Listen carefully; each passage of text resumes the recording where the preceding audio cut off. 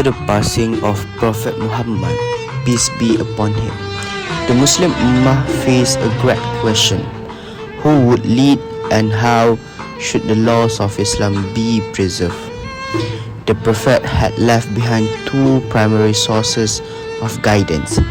The first is Quran and second is Sunnah.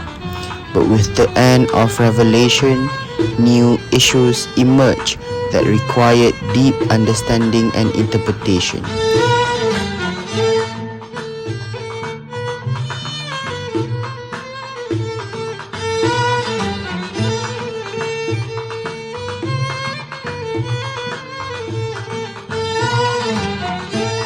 From the humble city of Medina began the journey of Fiqh, the science that organizes, interprets, and develops Islamic ruling in harmony with changing times. Fiqh is not merely about what is lawful or unlawful. It is a complete system of life that governs worship, transaction, family, and social justice.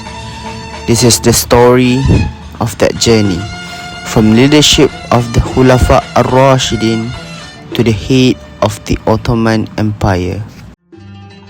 The era of the Khulafa ar-Rashidin marks the foundation of Islamic jurisprudence after the death of the Prophet. Abu Bakr as-Siddiq, the first caliph, ruled with a firm adherence to the Quran and Sunnah. Every decision he made was cautious, ensuring that it did not deviate from the teaching of the Prophet. His firmness was evident when he confronted those who refused to pay zakat. Abu Bakr demonstrated that Islamic law must be upheld with responsibility and strength. Then came Umar al-Khattab, known for his wisdom and courage in ijtihad, using reason and analogy to address new issues that had not existed during the Prophet's time. For example, Umar introduced policies on jizya, which is tax on non-Muslim citizens, and land management in Iraq, both results of his thoughtful reasoning for the welfare of the Ummah. And then we came for the Uthman ibn Affan, contributed greatly to the preservation of the Quran by compiling and standardizing the written text, ensuring unity in recitation. Ali ibn Abi Talib, meanwhile, was known for his eloquence, intelligence, and firm sense of justice. He was a reference for legal and ethical matters. During this era, Islamic rulings were formed through shura, consultation among the companions, based on divine revelation and guided reasoning. It was the birth of ijtihad within the boundaries of the Quran and Sunnah. When power shifted to the Umayyad dynasty, the Islamic capital moved from Medina to Damascus. Islam territory expanded rapidly, reaching North Africa, Andalusia, and Central Asia. With this expansion came diverse cultures and customs, and fiqh began to adapt to different societies and realities. Two major schools of thought emerged, which is the first is in Medina. There were the Ahlu Hadith, scholars who strongly adhered to prophetic tradition and were cautious in exercising ijtihad. And then in Kufa, the Ahlu Ra'yi, scholars who relied more on reason and analogy, which is qiyas, due to the limited availability of authentic hadith in their region.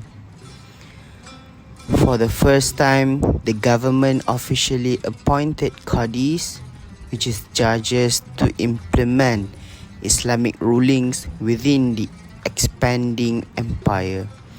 Thus, fiqh began to move beyond oral tradition into a structured legal system, which is acknowledged and practiced at the state level.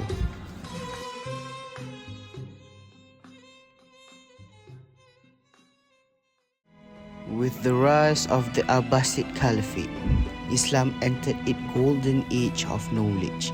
Baghdad became the intellectual and cultural capital of the Islamic world. In this era, fiqh flourished. Prominent scholars emerged, establishing the four major Sunni of school of thought. The first is Imam Abu Hanifa, known for his sharp intellect, founded the Hanafi school, emphasizing reasoning, qiyas, and istishhan, which is juristic preference.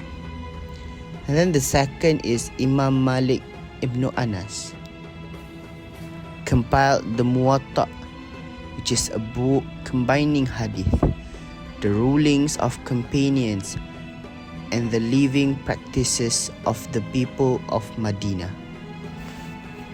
And then the third is Imam Ash-Shafi'i, who united the strength of both Ahlul Hadith and Ahlul Ra'yi, and wrote Ar-Risalah, which is the first systematic work on usul fiqh, which is the principles of jurisprudence. His effort transformed fiqh into an organized and logical science. And then the last is Imam Ahmad ibn Hanbal, the founder of the Hanbali school, and emphasized strict adherence to the Quran and authentic hadith, warning against excessive reliance on reason. During this time, fiqh evolved into a complete legal system. Classical works such as Al-Umm, Al-Mabsut, and Al-Muwaddawana became enduring reference for generations of scholars. It was an age where revelation and reason coexisted in harmony, forming a civilization rooted in knowledge and justice.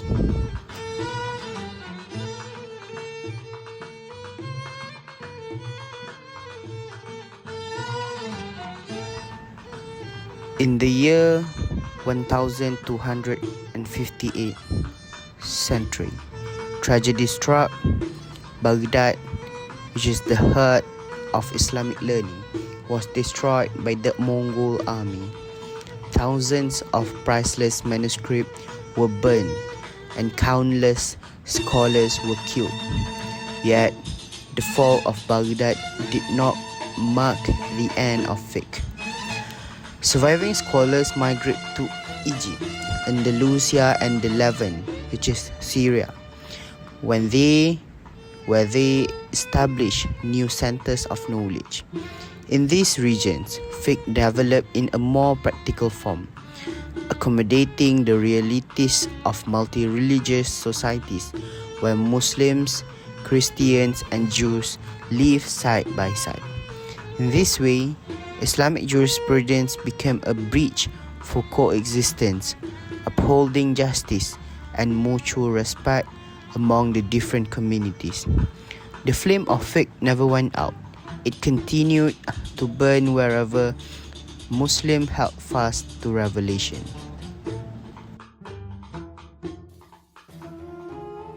With the rise of the Ottoman Empire, fiqh reached a new stage, which is transforming from scholarly discourse into a state law.